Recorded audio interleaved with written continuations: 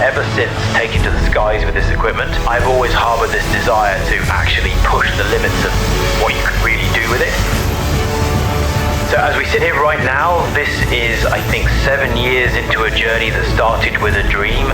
Could you get a human being to fly in a way that most people thought impossible, that would involve the minimalist equipment, very much using human physicality and human balance?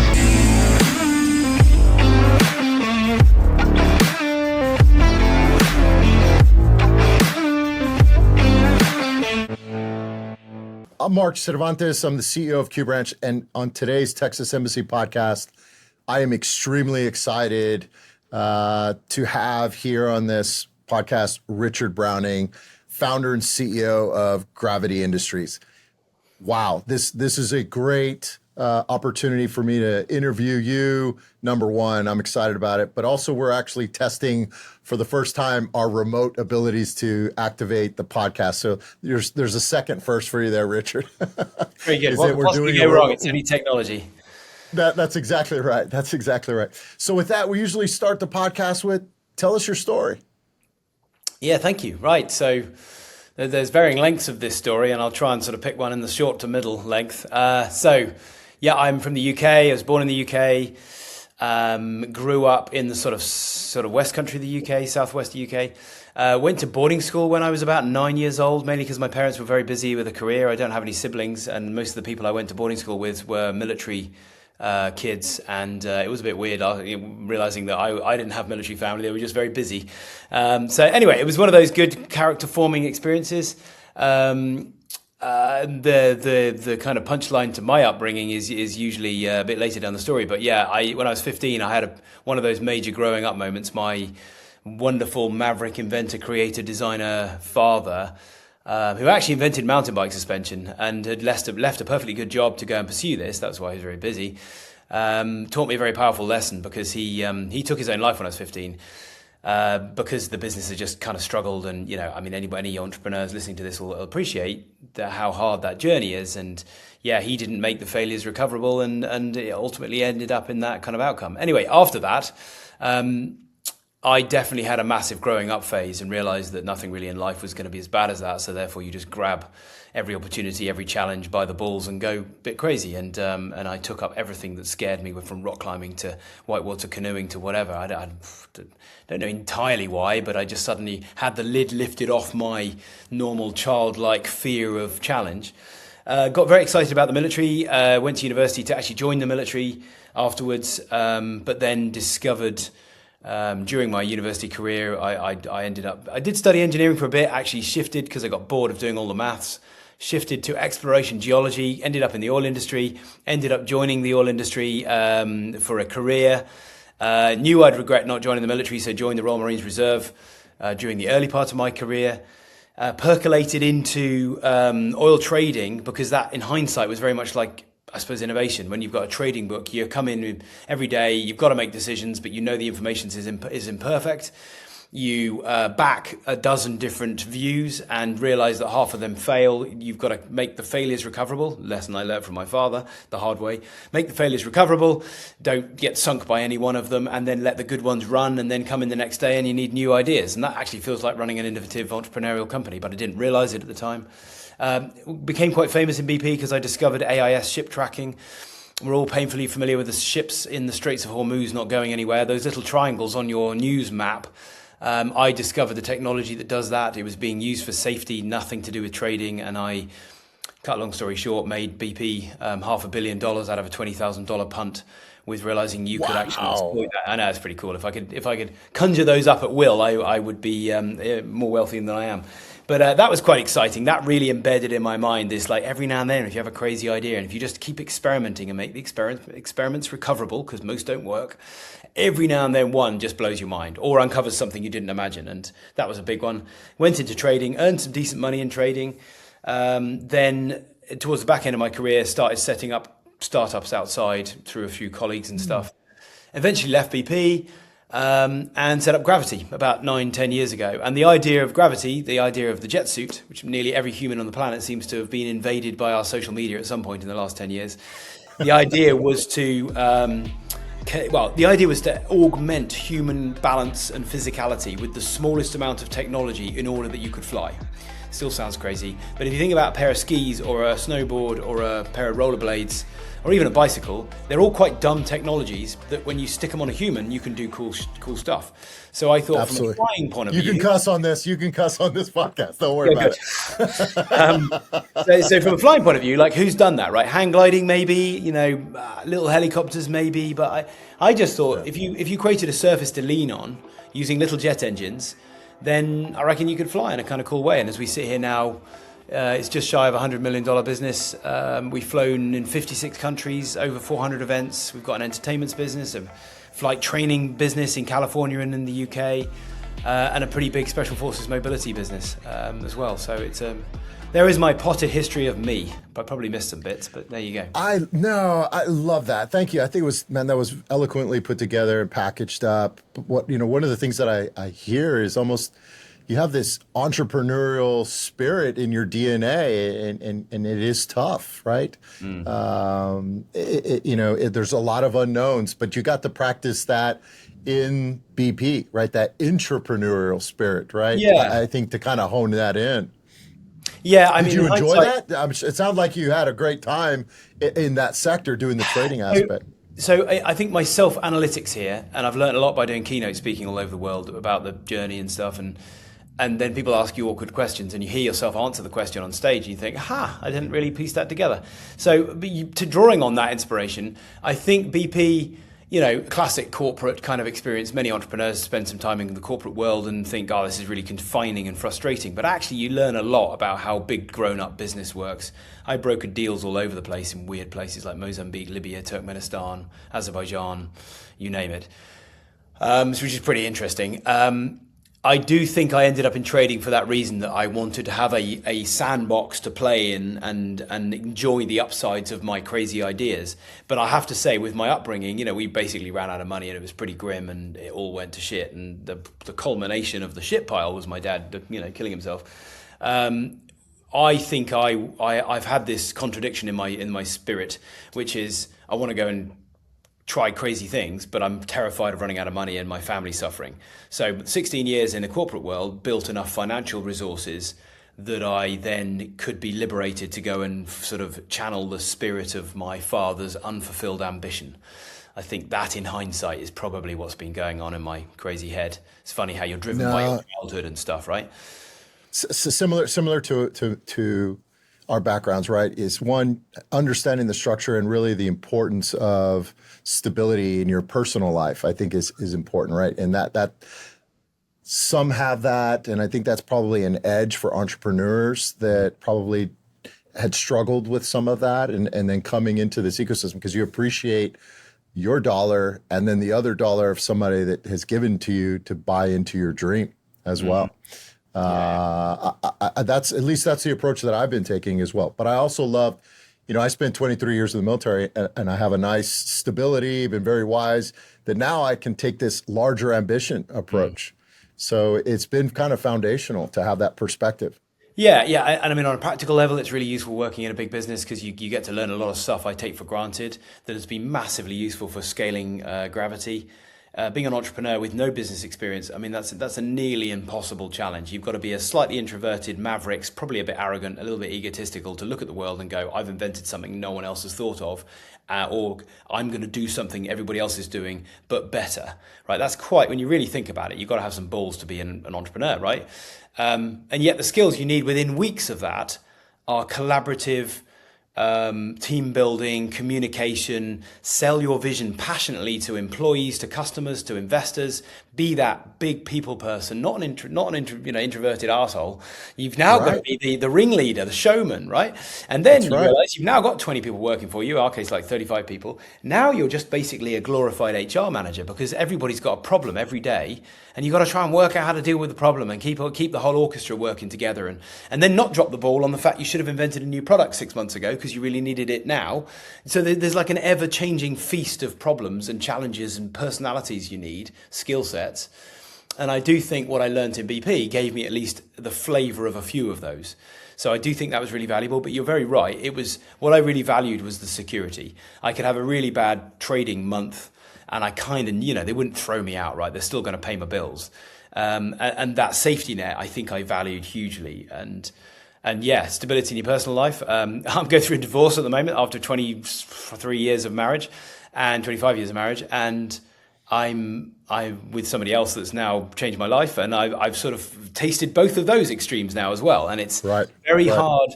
I feel like this sort of the very, very British metaphor of, you've got your castle. We don't all have castles. You've got your castle, and it's like, if everything behind that closed door is sorted and strong, and you've got supplies and resources and a little army, you can go out on a mission from that. It's more like a forward operating base, really. You can go on that tour, that mission, that patrol, do some cool, difficult, dangerous, challenging stuff, but know you can scurry back when you need to your safe haven. Again, I think that's quite American, isn't it? Your sort of homestead, farmstead, you're going to protect with your shotgun. That's the same kind of mindset. And I feel like if it's not great at home, it makes it really hard boldly going out on a mission. So I've felt that as well. I think. I think that's you being a Royal Marine, that's somewhat foundational here to the United States military, is that the stability of your family allows for you to go out and conduct these missions. And so family support groups are, a very important part of our military. And it resonates to what we're talking about right now. It's that perspective to be able to draw back, reset, and then go out and try that again, right? To fail again. But you're never failing. You're just learning. You're adapting. Which is easier to say than do. When stuff doesn't work out, especially when it's unreasonable. Yeah, it's much easier to stand on stage and talk about failures and overcoming them, and then you've been successful.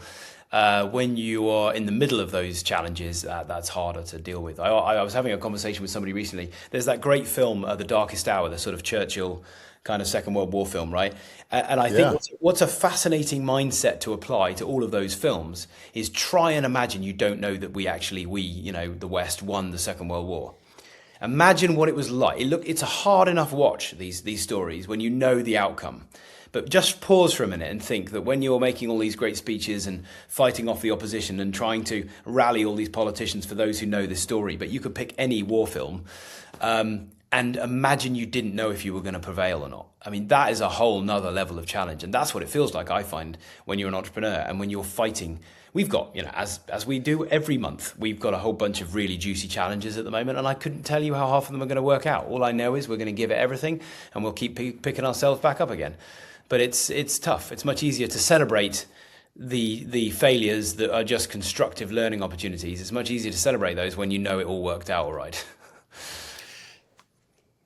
I dare not even add to that, because that was perfectly said. I do want to just jump into, when did you say, and what gave you just the idea that I want to fly, right? Or that I want to strap a turbine engine into my arms and then to your ass. It looked like you had that too, or my feet. I was watching that. Yeah, so I mean, if you Google Richard, well, now it's AI, Richard Browning TED Talk, and you get the original 2017 one, it's like, what is it, 3-4 minutes? It was pretty short. 7 minutes, I think it was 7. Yeah, and it gives you the visuals of what you and I are talking about now, and a lot of the stuff that's behind me in this room. And then it makes more sense. But yes, the food chain here was, I think, inspired by, I've always had a passion for human physicality. I'm no great athlete, but I've run ultramarathons. I used to do calisthenics training, all the flags and muscle up stuff. I used to do triathlons.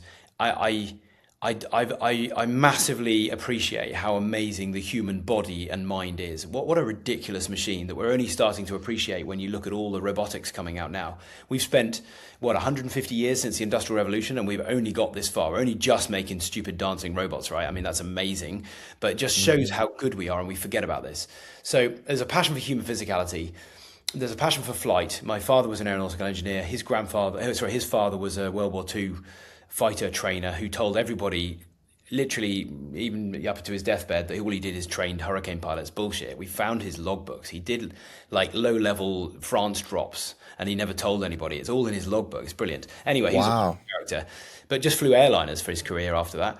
And then my other grandfather, Sir Basil Blackwell, was the chairman, chief executive of Westland Helicopters here. So like the the UK's former biggest helicopter manufacturer, used to make, well, they still do make the Merlin, and they used to make the Lynx and all that kind of stuff. Anyway, so it's in the blood. And then I do think there's a big part of the frustration I have from starting from my father's journey through to trying to innovate in BP and trying to get every innovative thing done. And this, I'm sure, will resonate with you and many people listening to this. You know, we're the awkward kids in the back of the class going, but why? And I want right, exactly. Yeah, and I love the textbook, but what about why can't you try this? And what about that? And all this stuff, right? Mm-hmm. And I think I've always jostled against, I suppose, authority and people saying no. And sometimes it's for good reasons, but many times in a corporate, like 9 out of 10 of my ideas never even made it our week, right? And then every now and then one would be a spectacular success with lots of failures. But I think part of me deep down has sort of looked at this and gone, I love the physicality, I love flight. Wouldn't it be wicked to slightly do a little Da Vinci moment? You very kindly, sort of dropped that, I think, before we started recording. This is Iron Man to some people, it's Rocketeer to some people, it's Da Vinci to some people. Take your pick. It's not as big as any of those, right? But it is kind of cool, and I guess I've notched a little mark on the sort of bedpost of human flight progress, You're on there. You're definitely on there. We talked about the Wright brothers, yeah. Thank you. And it's lovely that, I love that people, I didn't build this to build an Iron Man suit, but I love that first film. And I love the fact that people look at it and they turn to their friends and family at like Oshkosh or whatever and go, oh, it looks like Iron Man. And that's cool, right? Because you're being likened to something that's currently still impossible. And you're channeling real science fiction, and that's inspiring them. But to answer your question, I think part of why I've done this is I'm so frustrated by generally society being so unfamiliar with innovation and entrepreneurship. I've got like a campaign I've launched kind of globally, and I'm trying to push it in the UK. And I feel part of this is, are you not entertained? Is this not enough? We've built a bloody flying suit and built $100 million business out of it. What more do you need to prove that you can take a crazy dream idea, and by repeatedly failing but recoverably, you can eventually turn it with a pinch of entrepreneurship into a business that employs people, pays tax, and helps fuel society, and off we go. That is the food chain that is everything to human beings. And we've done it in one of the most unusual, visual, powerful ways. And I think that's probably a big part of why I've done it. It's like a demonstration it's like, ignore Elon's politics. It's like what Musk does every day. I'm going to go to Mars, I'm going to build rockets, we're going to catch them, we're going to blow billions of dollars of them up, but we don't mind because we'll get there really quick and then we'll succeed. And I'll do that in 5 industries. I mean, that's epic, right? I'm doing a little bit of that, I'd hope, but especially appealing to younger people because, like I say, it looks like a superhero. It's that. I think I'm in. Whatever program you're designing, consider me on your team for that, because it is so important to learn. I mean, imitation is the best form of flattery, right? And the imitation is, it can be done. It is possible. It is okay to challenge the thought process and consider other optionalities. Like, the best thing you could tell Mark to get me motivated is, it can't be done. Right. And let me just unpack that, because this is really fun. And this is far more alien to everybody outside of the US. You guys, the US generally, you get this so well. You are a nation of builder entrepreneurs, right? Everything around you've largely built in the last 100, 150 years. That's amazingly inspirational. 250, right? Right, yes. But there's definitely been a hockey stick in the last 150. Big time, big time. A few bumps in the earlier stages, obviously. So that everything's impossible until it isn't, which is such a stupid phrase. But I love just unpacking that, because actually, and I usually at this stage like pick up an iPhone or whatever, right? This is utter witchcraft like 10 years ago. So somebody, or rather a collection of people in their own areas, from GPS to mobile phones to flat screens to whatever, a whole bunch of people had to look at what worked now 10 years ago and gone, yeah, no, I think we can do, I think we do touch screens, we can make little processors more powerful than a supercomputer. And every single one of those things was impossible until people fumbled around, mostly failing, and every now and then discovering something that was the Petri dish in the Fleming sink. That's right. That's right. Penicillin. Yeah. Ridiculous to even imagine it being possible until it wasn't. We've got "impossible is nothing" written across our entranceway here, and on our challenge medals we've got "impossible is nothing," because to even begin, you've got to believe it might just work. It might just be possible to put a human community on Mars, right? But you can guarantee it's never going to happen, and it will remain impossible if you don't begin. And I feel like this risk aversion we've built in the West, insurance-driven risk aversion, litigation-driven fear from our kids at school right through to our corporate existence, and especially our governments, of like, oh no, it might not work. Don't do it then, right? That's so catastrophic. And I think the biggest nation on earth that is going through a renaissance of not caring about this is the Chinese. Credit to them. Yeah. Right? In living memory, they've gone from having a pig on a string in a village, I'm very metaphorical here, where they remember their grandparents dying in one of the many famines they had, to now, frankly, Beijing and Shanghai are leagues ahead of most Western cities. And they've done that in living memory. And we need to rediscover that in the West. And we can. We've just buried ourselves in this floppy risk aversion that is killing innovation and entrepreneurship. There's my little rant. Is that no? But I love it. I think it takes the champions. You're absolutely one of those champions, and in a field that has overlap and cross section. So in watching your videos in flight when I first came to the special ops community, it was like, wow, look at that, and then to where you are today and where we are going next. I mean, the human robots. I just started thinking, why not strap one of these so that like there's crossover to the industry from a human and a robotics aspect to it. Right. So right back into that 2017 TED Talk, which is quite a big moment. There's a whole backstory to that, which resulted in me raising money from the Drapers in a parking lot in the same week. It was quite a big deal. That I was on stage with Mark Rybert, do you remember I think he's former now. He was Boston Dynamics, the quite big personality behind Boston Dynamics. Yes. We had a great chat backstage, and this was really rudimentary technology on my part. His dogs were still pretty cool back then. We joked about the idea of just putting the gear on robots. And actually, to be fair, it's something we need to get on and do, because actually the balance to fly this equipment, it's a bit weird. It's like watching kids learn to ride a bike. It's really hard until it suddenly isn't, and then you never think about it again. There's nothing goes on in your brain when you fly. It's a calibration of human balance. You've got thrust on each arms and thrust on the back. You're a huge tripod of thrust support. It's way more stable than walking or running. So once your brain goes, oh yeah, I can just lean on this stuff, it's just brilliant. So a robot that has done all the clever learning to be able to be pushed and shoved about, if it just opened its little AI neural network to go, oh, I need to learn a new balance regime here, probably do it in 2 minutes. And then you could have... I think you highlighted that, right? Yeah. You in your TED Talk, you actually said that. You said, and you can see it through the evolution of those videos, a little bit of the awkwardness of what you were doing. And even at the start of the video, you showed your trainer doing exquisiteness of the human body. My son's a gymnast, right? I will never make fun of a gymnast, period, full stop. What they can do, they have mastery of their body. And that's really what you just said towards the end of that, is that it became muscle memory for you, where you were focused in on the aspects of what you were trying to do. And so it became part of you. And bringing it back to the Iron Man, when he was testifying before Congress, he said it's a prosthetic. Yeah, that's and to that degree, or at least that's kind of how I think of your mental statement that you were making. Yeah, so the journey, it's amazing. We've had some people, and we train people with this tether. You clip a rope like on the back, you stand on this stage. We do it in the UK and California. And honestly, some people have gone and hovered within their first 2-minute go.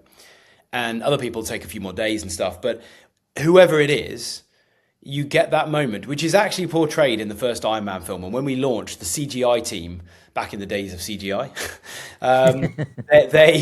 they reached out and got so excited. I need to one day find the emails.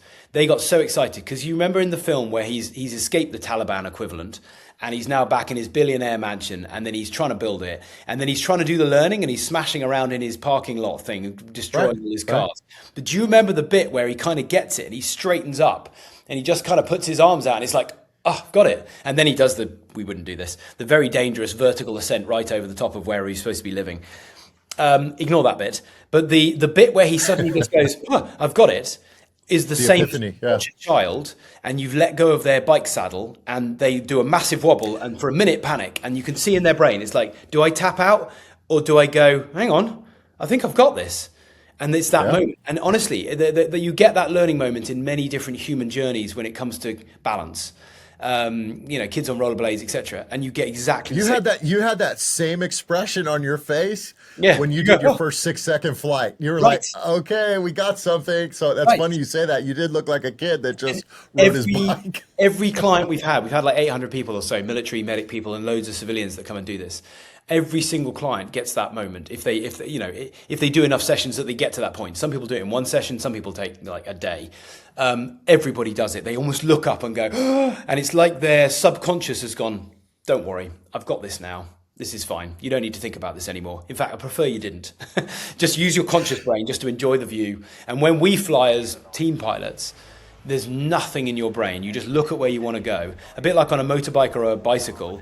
You're not thinking about balance and steering. You just think, oh, right over there. And you just go. But imagine that in 3 dimensions with 5-axis freedom. It's properly epic. It really is. And it's credit to human balance, human brains. Richard, when was your I know I can ride a bike moment when you started this business? Walk us through that, right? So you're sitting there and I also love the video where the lady's just gardening while you're doing that thing. That was classic to call her out. But, as you're going through this, when did you say, besides the 6-second flight, you're like, okay, I'm going to do this? Walk us through that. Like, you're probably self-funded to some degree and then saying, all right, man, this is something we can take off. Yeah, I'll excuse you of the pun. So it was 2016. I hadn't left my day job. I was still a trader. Again, burdened by the father experience. I didn't want to just go, hey, I've got a great idea, family. I've fired myself, and I'm going to spend the next year seeing if this idea has got any runway. No, I hugely overlapped them. So I spent almost a year, evenings and weekends. I had terribly long days. I had a massive, 2.5 hour round trip commute from London because we were living out of London for the family. But I'd get up at 2 a.m. and I'd go and start, working on the next prototype and then get everything ready for Saturday morning, drag my family out and I'd try it. And there'd probably be a puff of smoke from a control unit and it'd be like an hour later and nothing had happened and we'd have to go back and I'd have to fix it. I had weekend after weekend after weekend of that. But as per the TED Talk and the clips in that, I just used to take it to this local little farmyard. I started with one engine on this arm assembly and realized that the thrust felt like leaning on a surface. It's a Newtonian expulsion of air at 1,000 miles an hour, which feels like water at 100 miles an hour, which feels like holding a fire hose. There's no whipping around. There's no gyroscopic moment. It just feels like a force you can lean on. And I thought, well, that's good, because if you can have more of them, I'm just taking the surface I'm leaning on, but with me.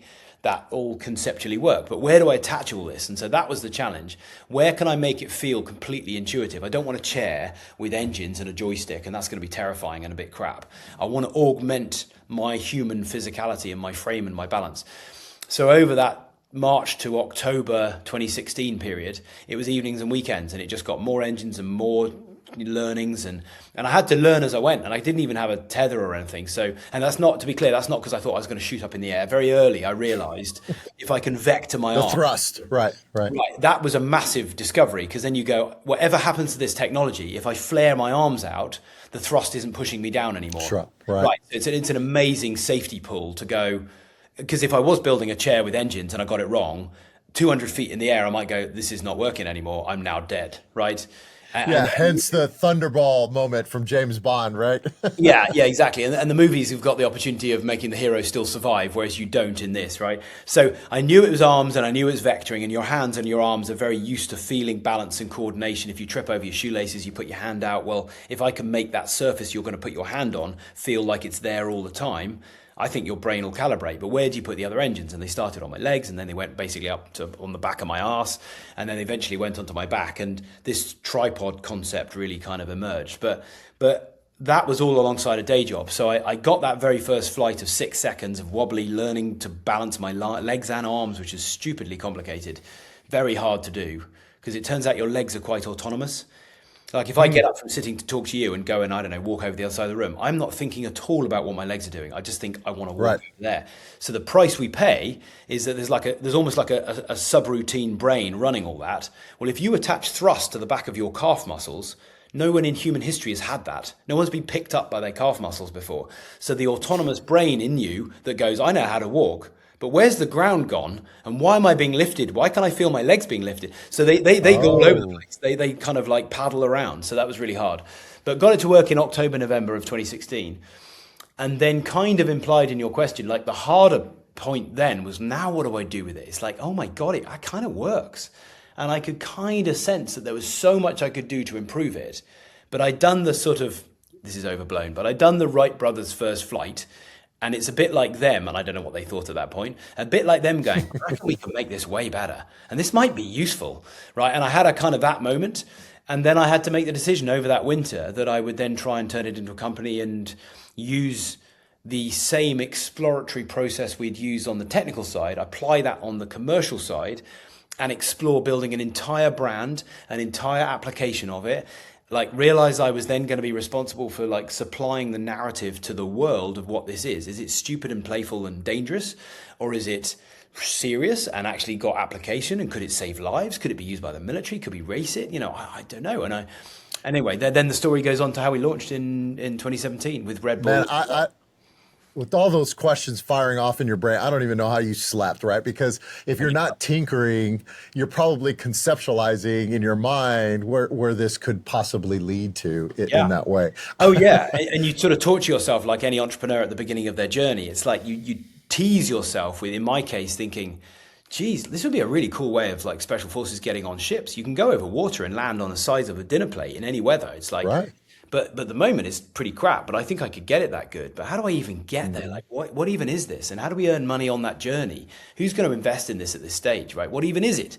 And then all the idea of, I think this looks quite cool. I'd had a couple of random people, like even my mother-in-law, my ex-wife, came along and watched it at one point. She literally walked up to me with tears in her eyes and hugged me the very first time she saw the flight.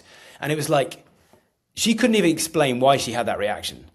But she just said it was the most epic thing she'd ever seen. And it was like, there's something in this. And I was obviously saturated with it. I'd never seen it because I've been the person doing it. And I've been very, right. I've done it hundreds of times, mostly pretty crap and gradually getting better. And then I thought, wow, is this like when you were a kid going to an air show and watching an F-16 put reheat on and pull that bank round, and like there's something in you goes, there's many kids watch that and go, there's my job there. I don't care what that is. I need that as a job, right? And that visceral, deep moment in your life. And we've now done that to millions of people around the world. There's something mad when we fly that it doesn't look real. It doesn't look like it should work. And yet it's just serene and kind of perfect. And I saw that in the eyes of my mother-in-law at the time. And I thought, maybe we can entertain people with this. But anyway, that was very hard to imagine all that. Yeah. So, there's this saying, you can go fast alone or you can go far with others. As you were going through your journey, who were the others that were inspiring you or, telling you stop or continue or you've got this? Was there somebody, a mate that really helped you that had been through the entrepreneurial experience as well? Yeah, I mean, it's funny you say that. So, yeah, the sort of mentor person. No, not really. I mean, first of all, I didn't really tell many people about it. I had a great guy who was an electronics engineer who helped with some of the stuff I couldn't do. Between me and him, we could do everything, which is pretty cool. But no, and I mean, my ex-wife was interesting, was very confused by what I was doing. To her credit, never stopped me, but never really understood what it was about. It was like loud and horsepower and crazy and sort of guy things. I don't know what you're doing, and I'm a bit nervous that you're away from a really good job. So that was quite, in hindsight, that was quite lonely, and it put it all back on me. Again, very military. The more shit you get thrown at you, the more you just go inside yourself and go, okay, next challenge, I'll deal with it then. It's just like, and you kind of wonder like, where is my limit, I wonder? It's like in the Royal Marines, it was doing speed marches. They'd just make them harder and longer on sand and whatever, and more people would drop off. And I never, ever dropped off that. And I always wondered what would happen if I did. And I watched people that did.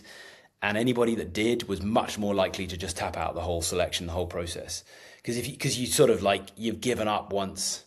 And it's like, if I've given up once, then like, what's to stop me tapping out again? So a bit like... It's easy to do, right? Yeah, a bit like speed marches. It's like every time I'd have another sort of challenge and setback, it'd be like, okay, it's just on me. I'll just deal with it then. And it was, in hindsight, a really tough period because so much of the early journey, especially handing my notice in at my job, realizing my wife at the time didn't really understand it. And I didn't really have any big friends that were going to be there going, yeah, you definitely got to do this. Like they were cool about it, but it was, no, in hindsight, it was all on me. And it's lonely. It is lonely. Yeah. And it felt really bad because in really dark times when it was like, what am I doing? Like, what even is this? It worse felt like I get flashbacks of listening to my father talking about his plans and how they were going to be successful and I was thinking, oh my God, I've just recreated my father's journey and I know how that ended. So that was really hard. But like in life, the more adversity you go through, often the upside is then even more disproportionate. So I went through milestones over the next probably 4 or 5 years, and every now and then there'd be like an event, or there'd be like, I did a thing with Tom Cruise, or I did a thing with Jeff Bezos, or I did, every time you get a milestone, or I got the privilege of flying around one of the British aircraft carriers with my Royal Marines beret on with the Union Jack flag. I've done that in years. Oh, that's awesome. You know, when you do something properly insane like that, there's a little moment afterwards you go, I think it's working out all right. I think I survived. You know, it was worth the dark times. So I've had lots of those little milestones, doing financial raises, getting commercial deals, you know, getting decent money in the bank with the company. Each time you get another little notch like that, it's like, it's okay. I think I'll be all right. Have you, you mentioned the celebrities that you've met. What about the royal family? Have they flown at all, or have you done any? Actually, that's interesting. So we've done stuff in the Invictus Games. So we were supposed to do something with Prince Harry, but actually, to be honest, it all kind of blew up for all the obvious reasons with Meghan and stuff. And then they're both pilots, right? Or he's a pilot, or was it an Apache pilot? Yeah. So Harry used to be an Apache pilot, and then William. William's people have been in touch a lot because they have like a right-hand man sort of office person. They're nearly always ex-military and nearly always ex-helicopter pilots. So those people all know us. We know loads of helicopter pilots in the UK military. People like Tim Peake are famous in the UK anyway, former astronaut and stuff, was an Apache pilot. He's flown with us. He's really good. Helicopter pilots tend to be really good because they've already had to artificially get used to 5 axis of freedom and some fairly weird body adaptation. For us, it's way more simple, but they've got the wiring already. Prince William was supposed to be coming down at various times, but at the last minute, he tends to get kind of cancelled by stuff. They've got to be really careful they don't get kind of filmed doing stuff where they dare have fun, because everybody just writes stuff about them. So, but no, that is a goal, and I think we'll get there at some point. All right. Well, maybe if they listen to this podcast, that they know. Yes, people. They're very welcome anytime. Right. Yeah, yes, either of them would be great, and they pick it up very quick. That's amazing. One of the questions that you mentioned earlier, your expansion into the United States, and you named a state that we dare not name here on this podcast, but you're operationalizing there. And can you talk about your U.S. journey? And then the second part to that question is, when do you come into Texas? Right. Well, yes. Okay. That's an interesting live subject, actually. So U.S. journey, inevitably, we've had loads of events in the U.S., like more than I can remember. And do you know what? To your nation's credit, in the early days, when it was still pretty rudimentary, I'd get occasional questions in the UK. You do an event, or you do a keynote, or you do an awards thing, or whatever, and you'd still get some miserable people. You'd sit at dinner, and they lean across and go, "Look, it's really cool and everything, but why? What's it for?" And it'd be like, "Oh, for God's sake!" It's like I never ever have had any American ever ask me what it's for, like question. It's default in every American to look at it and go, I don't give a shit what it's for. It's just so cool. We got to go. It's cool. Like science fiction made reality, right? So it was very obvious. I'd do all these American events, and every time I get back on the plane, it'd be like, I'm living in the wrong country. It's like I'd leave with endless opportunities that people were trying to, roll us into. So one thing led to another, and we've got this training rig in California. Yes, sorry, it's California. There is an element of it, and there is an element of that we nicely intersect between the sort of Silicon Valley tech center, and we've got a lot of investors in San Francisco. So we're quite sort of tech orientated, but then again, we're also about superhero entertainment. Yeah, that's California, right? From that's from LA, North Cal right? to South Cal. That's Yeah, right. so we've got a whole lovely split of community between LA and San Francisco. Between the two, they represent a lot of what we're of our DNA, and we've got our training center not far from LA. But I do massively buy your problem, if you like, with the US and the sort of politics and culture that's sort of grown up in California, which is almost anti the very spirit that built the state. I get that. So Austin, for instance, yes, would be, it always comes up very high. We do a lot of stuff in Florida as well. I'm over in the US for the whole of August. We've got a military exercise in the beginning of August in San Diego. And then we are going to plan to spend the rest of the month in the US, inevitably quite a bit around California, but we're looking to really accelerate our footprint. We've got a US entity and we've got that training center. And actually, I think the way the world's going and the various interests we've got from various US military organizations, I do think we're going to really accelerate the growth of our setup. So if people are listening to this and fancy contacting us with particularly building we want more training centers because it is a super exciting thing to do. We've got an enormous waiting list of American people that want to come and get in, and whether it's a 2-minute selfie, sort of Instagram clip of flying, hovering, or whether you want to learn to take part in our race series and actually even buy your own equipment, which we carefully do sell to people once they've learned, then we can do that. But we need more training facilities. So interesting locations where noise doesn't matter. It's quite close to transport links, and it's a cool location. Then we can easily set something up that's even quite mobile. So this is amazing. Welcome to Texas. I mean, this is the first landing for you. You have a home here at Q Branch in downtown Austin. When you said August is the perfect time, perfect month to plan into your trip to be here, we've got this event called Federal Supernova that's happening downtown Austin. We love demoing things. In fact, we've already got opportunity baked into our programming to take you to a university to do some flight operations. So let me know, mate. We'll plan all this stuff out, and investors will be here. People that want you to build here will be here as well. So it's a perfect time for you to be in the States and in Texas. Do you know what? I think this is great, isn't it? It's very authentic. We didn't plan all this with the audience. So, honestly, send me the details and yeah, we'd love to come over. I mean, do you know what? Partly related to the divorce thing, I was under so much pressure to do events, do exercises, travel. I traveled so much that I was under this massive family pressure. I mean, my boys are 18 and 20 now, but over the journey, I was under a lot of family pressure to pack up and go away. And I'd literally leave audiences of people going, that's insane. There's so many things we want to do. And I get on a plane and I go. And it's a massive regret of mine that it's like doing donuts in cities with an Indy car and no one's ever seen this race car. And then you pack it up and run away. And everybody's going oh my God, what have I just seen? That sounded amazing. It looked amazing. There's so many things we could do. You could get them all together and do racing. And we've just rushed off all the time.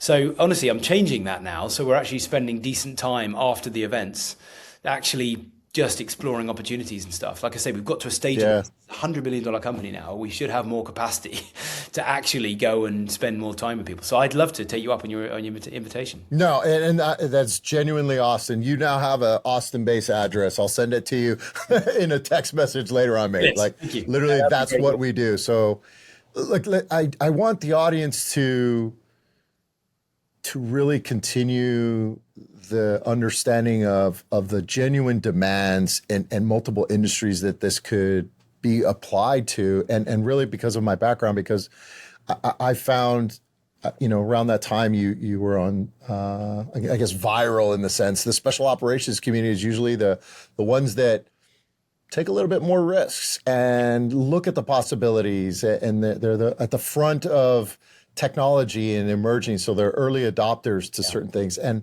this last event in Tampa, you mentioned Florida. I was in Tampa, and I got to see your product in real use, right? And when they down there at the Special Operations, Industry Week that they have, SOFIC, I saw it, and wow, it was neat to see it work. But can you talk to that journey working with the military and maybe even where it's headed? Yeah, I mean, it's very fortunate I've got that Royal Marines time. So very, very flatteringly, I was Royal Marines Reserve for 6 years. I'm very proud of getting my, as we call it, the green lid, green beret. And that was damn hard alongside a day job with a small family. So I've got that, and that is a massive door opener. So I'm very humble in the Special Forces units, and I mean, it's amazing. I've worked with nearly everyone in the world. They treat me as one of their own, and that's fantastic. The operator community, some of them just take literally 30 seconds, but nearly all of them get it straight away. There's some really obvious criticisms that are easy to just like demolish. People look at it and go, well, it's very noisy and you can't use your hands, so it must be useless. And it's like, okay, just unpack that for a minute. Name me a mobility platform in the military that's not noisy, right? You know, a Black Hawk coming in is not quiet, right? And just like a Black Hawk coming in, if we come in low over the, moving between the terrain, you start to hear an engine noise. It's hard to demonstrate in Florida, that soft week thing. But if you come in fast and low, especially with any obscuration from trees or buildings or whatever, you start to hear engine noise. Right. Every single time you see people looking up, looking for the aircraft, and bang, you've landed on site. Within half a second, you can bear a weapon, and we've even built a helmet-trained weapon system, but you don't need it. You can land, stow the arms, leave them running, and you've got a weapon out. And then you can look at the situation and go, okay, I'm covering this location. My buddy's landed over there, but there's a really cool high point that wasn't on the intel. I'm going to drop my weapon on my front, accelerate, and I'm there in 5 seconds, right? And then actually the whole mission's gone wrong. We can all exfil back out. We don't have to beg the Black Hawk to come back in. We can come in as a dispersed force, right? We can relocate wherever we like. You can drop down on one knee, come out of the gear in 3 seconds and fight through a building, start it back up in 30 seconds, including putting the gear back, the big gear back on, and you're gone again. And you can do this in virtually any weather, at night or day. But it's fascinating that it's not enough to convince the operators. They all get it very quickly. Oh, I should talk about the weapon thing as well, just quickly as well, because people think you should be flying around, hovering in the battlefield and taking pot shots at people. So stupid, right? When the doctrine of your old world, my old world is fire and maneuver, right? When you get up and run through that open space, you're doing it because you believe the enemy is suppressed or at least covered by the rest of the team. This is just the same. You're only going to fly when you believe that the enemy is suppressed or covered, or you're in dead ground. You're not flying around like a sort of mini Apache trying to shoot people. That's just stupid.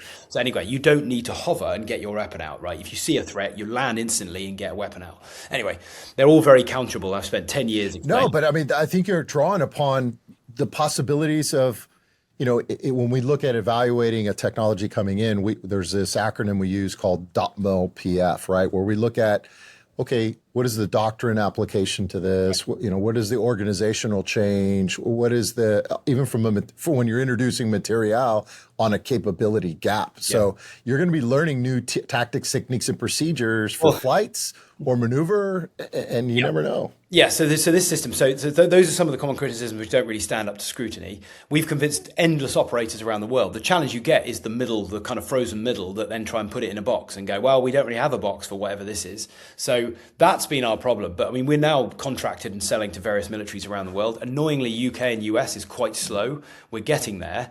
But to go dive straight into applications, so maritime boarding, VBSS, right? You're dangling from a rope off a helicopter that doesn't want to be there, that's a bullet magnet that can hit rigging, that can now be countered instantly by even a domestic drone. As soon as that domestic drone goes up from that ship crew, that helicopter pilot's going to be wanting to get out of there, right? Let alone come back and pick people up, which is really hard, right? So helicopters, expensive, dangerous, vulnerable, but that's what people do. The other option is boat, caving ladder, hook, and then climb up the side.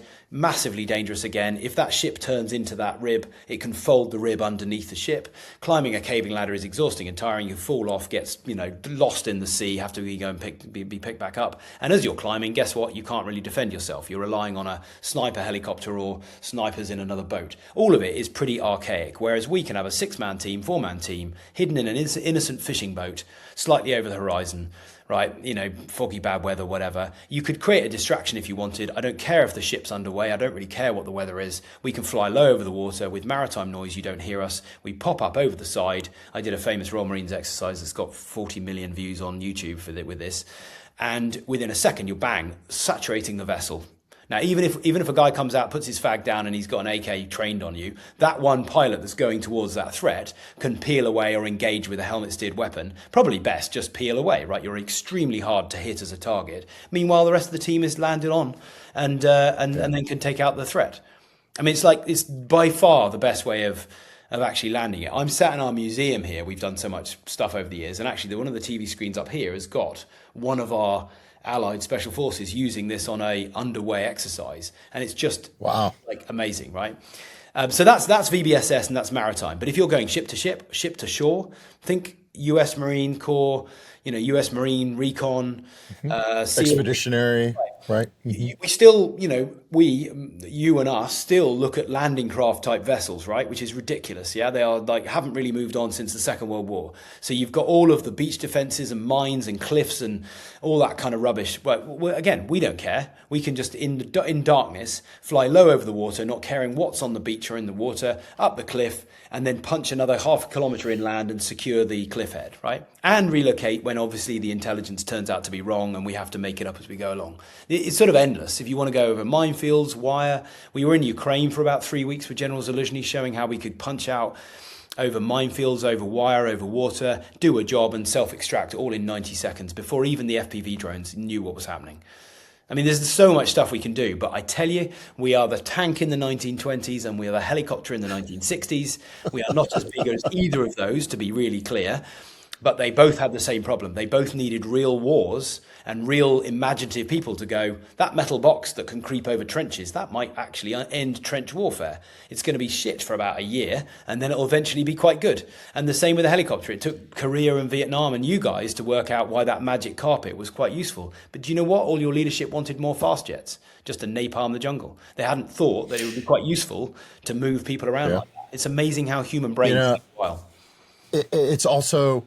we want optionalities, right? Because the enemy absolutely has a vote. And so this creates an option, when you start talking about the sea state, right?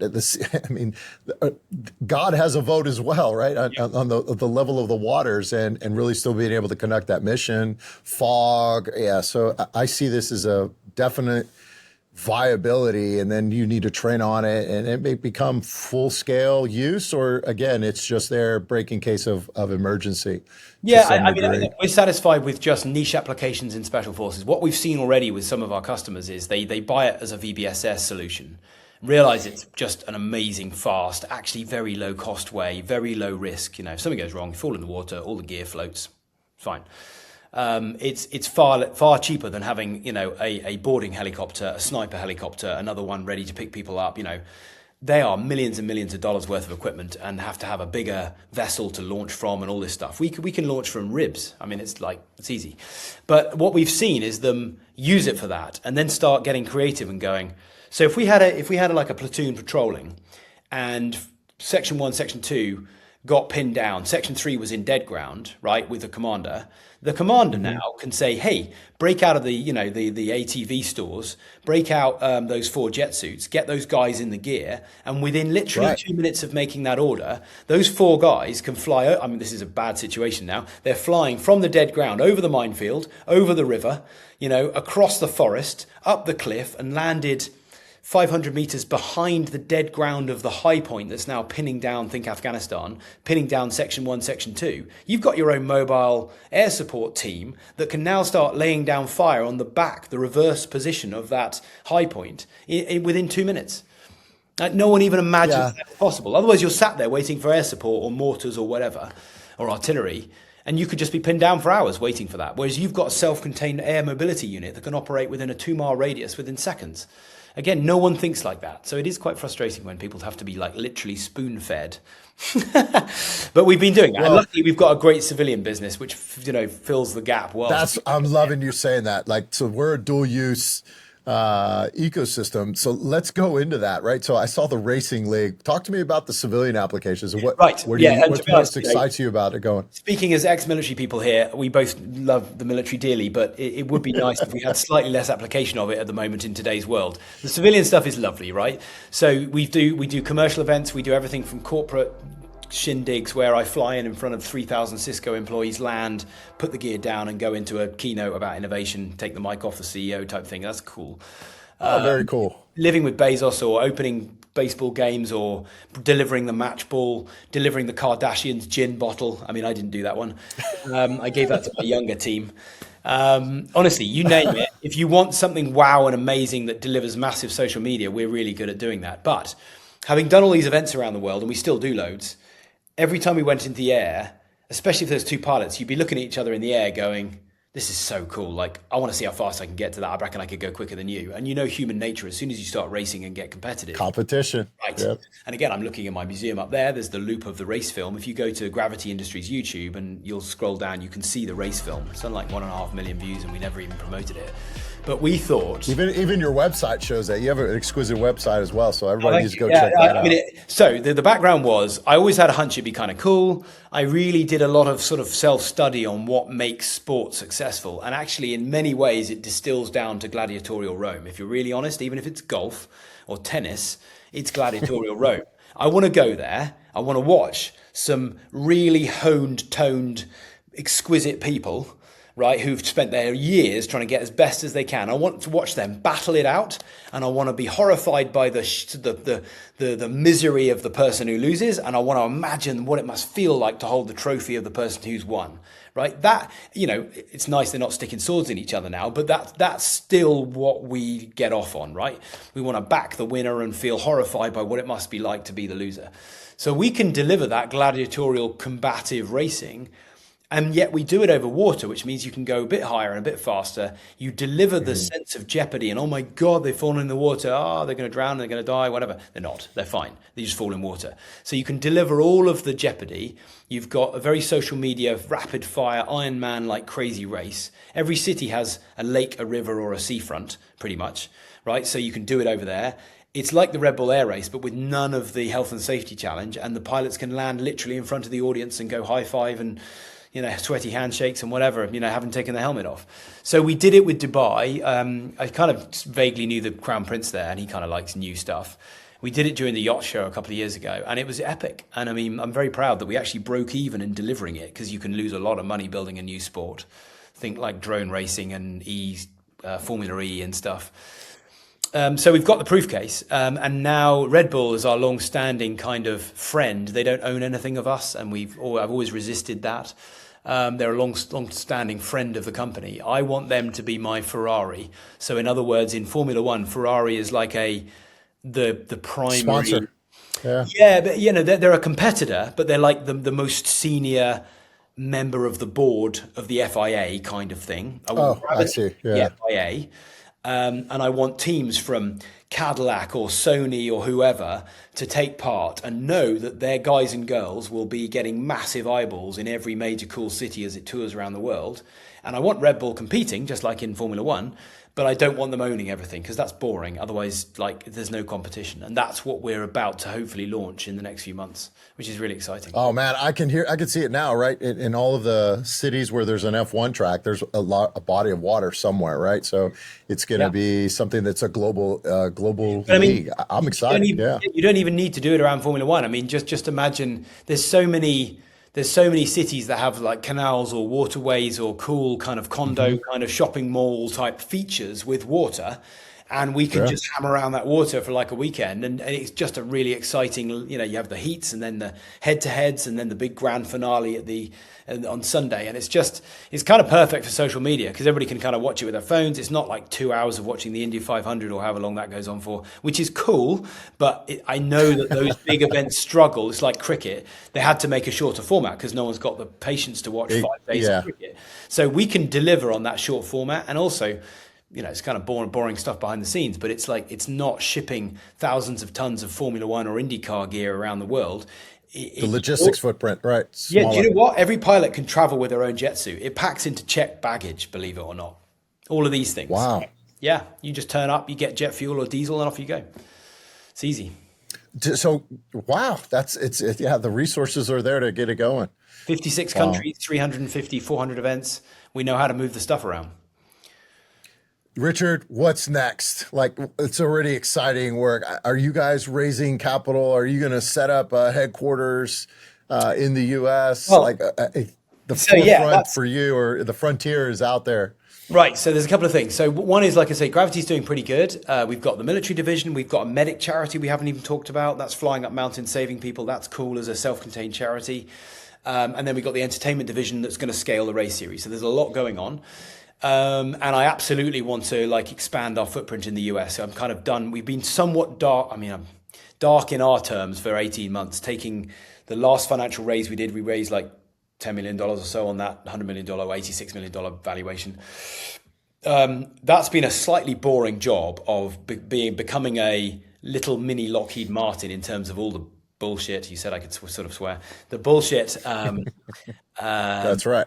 The bullshit that you have to do to sell to governments and military. They buy more paperwork than they do buy equipment, as you know, right? So we've had to do that journey. We've emerged from the end of that journey. We're in an amazing professional state. All this stuff behind me is relics now compared to the professionalism in our headquarters over there. But now we're re-emerging to go, Christ, let's have some more fun again and do racing and do the medic stuff and whatever. So that's cool. And this is a perfect moment to then expand our footprint into the US. And I think we have lots of opportunity, and we're really interested to partner with people that want to embrace this kind of somewhat underutilized, untapped kind of but proven platform. We've got like 6-7 million followers on social media. We've got loads of posts that have done 100 million views. I think there's so much we can do. But actually, I want to take a moment just to call out something else. I did say right at the beginning, I'm very passionate about real innovation and entrepreneurship. And I define that as the failure-strewn pathway of turning a dream or an idea into a product, a service, or an efficiency that with a pinch of entrepreneurship becomes a business that employs people and does pay some tax to keep, the lights on, particularly in the UK and things like the health service and whatever. That's what I think is the sentence that should be burned across the forehead of all of our political leaders. I mean, if you're a conservative generally, if you're conservative minded, this is not news. This is what you believe in anyway, right? The more socialist you get, then it's like you need to understand what I've just said there is what pays the bills. I've never come across anybody that can explain otherwise, right? I'm sure from Texas you don't need me to loiter in the socialist end of things. I am not that area either. But I've launched this kind of initiative. It's called #HaveAGo. Okay, I've used our social channels. I've only promoted it like 3 times, and we've been inundated with people already. And the offer is that I think there are too many young people and too many younger people out there that have an idea and they don't know where to start, or they're 2 years in and they're struggling with how do they scale it. It's that mentorship thing, and I think it's probably related to the fact I didn't really have this, and my dad didn't have it. If my dad had had this, he might still be alive. You can email in and try and keep it less than 500 words. And it's at the richardmbrowning.com website, or you can find it on Gravity, or scroll down through our Instagram, you'll see it advertised as well. We have the most amazing people reach out. I thought I'd get a load of lunatics, but I haven't. I've had the most inspired, brilliant people from all corners of the planet reach out with an idea they haven't even started through to they're 5 years in. Some people sat on an idea for 20 years. And I'm quite well placed to act a bit as that mentor and say, look, mostly, oh my God, I kind of get your idea, but we really need to refine what the hell it is you think you're working on. I'm sure you find this as well. A lot of entrepreneurs are so deep in the woods, they can't see the trees. So usually the first 2 or 3 emails are just trying to refine, and the feedback is amazing. People treat me very humbly, like they know me already from all of the Gravity journey stuff. So they're very open, they're very humble, they're very open to constructive criticism of like, you need to shape this. And then I try and mentor onto like partner with people or raise money, and actually I'm now involved in some of those companies, which is cool. Now I've also got an AI company. Everybody's got an AI company. I've got an AI company that writes legal laws for the UK government. That's another whole podcast of where that came from. But we're using the engine from that, which is super smart native AI, to read all of my email interactions and try and get as good as me at mentoring these people. To be super clear, it's going to be a long time till that's let loose. It's drafting my replies and I correct them and adjust them so it's what I would say. But the vision is this could scale enormously. So we own a grassroots, genuine, authentic, innovative, entrepreneurial feed funnel into an ecosystem that can be global, that genuinely has at its heart the desire to fuel and support anybody who wants to go on this journey, which is going to become ever more important with AI and whatever. Everybody's going to have to be either part of this or inspired to start something.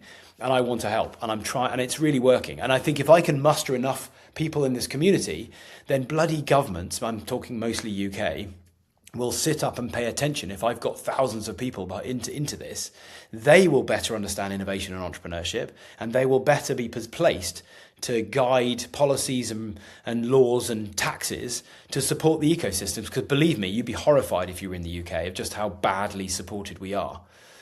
There you go. There's my rant. Richard, I love.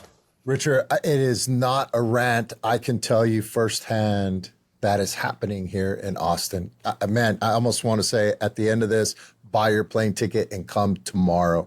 I have to tell you, I was inspired by an entrepreneur. His name is Josh Baer. We just lost him. He was critical to the ecosystem, and he created this organization with others called Capital Factory that is the center of gravity for entrepreneurship. And that inspired me to come. And I have to tell you, all of those traits and characteristics that you just said that you're building, it is here in Austin and in Texas. And what's nice about this, us, I say us, is the global aspect and reach to that. So, my friend, I think that is a call, and you have definitely champions that you can say now have gone from thousands to millions here in Texas that will get behind that vision that you have, because it is so important. It is absolutely part of the legacy that we have to leave behind for others to be inspired.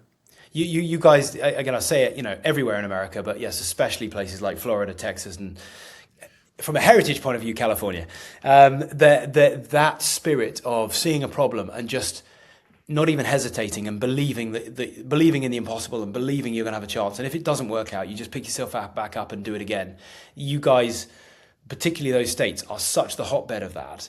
It's so inspiring. But even, I still think there's more we can do as entrepreneurs too. Yes, absolutely. Because I still have even the most inspired young Americans come to me with this scheme, and they've got this idea and it's amazing. But their mindset is, I'm going to design it to perfection and then go out and get it built and then begin. I get some people asking me, what was it like to fly the first jet suit?